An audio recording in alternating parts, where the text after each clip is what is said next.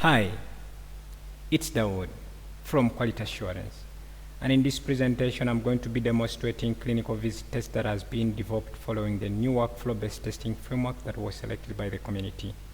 Very simple, brief introduction about the workflow.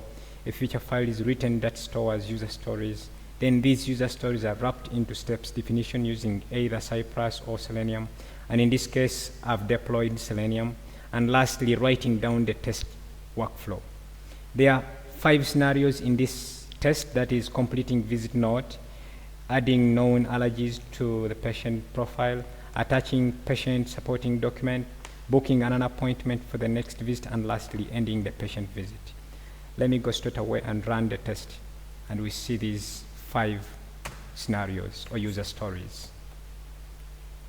I've made some configuration in test.property file that is spinning from my local instance, and also using Chrome as my browser and headless, setting it to false. So you can find those configuration in the file called test.property file that is seated in the repo.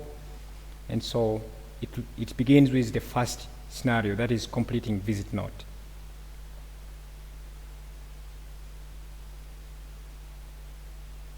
It's a kind of now going to the form, and that is the form that is filling for the visit note. And that is done for the first scenario. It has been saved. Then it triggers the second scenario. Second, we have some steps that are reused. That's why you're seeing it logs in again and again. And so we configure them in hooks. That is adding known allergy to the patient profile that has been already added. Then the third scenario, attaching patient supporting document. It logs in again. These are background scenarios that are run for each test, before each test rather. It has attached the document, as you see, it has already saved it. The fourth scenario, that is booking an appointment for the next visit, it logs in again. These are background steps that are run before each test.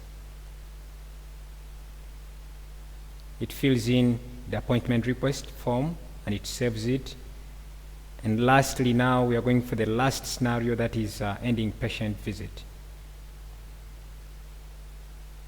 It still does the same, it runs those background scenarios. So those background scenarios are run for before each test.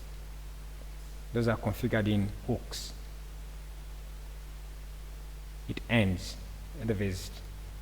The scenarios are all done. There are 5 scenarios, and the summary here we are seeing there are 5, as you see here on the summary, run 5 scenarios, no failure, no error, and nothing has been skipped, and also gives you the time duration for the build. Thanks for your time.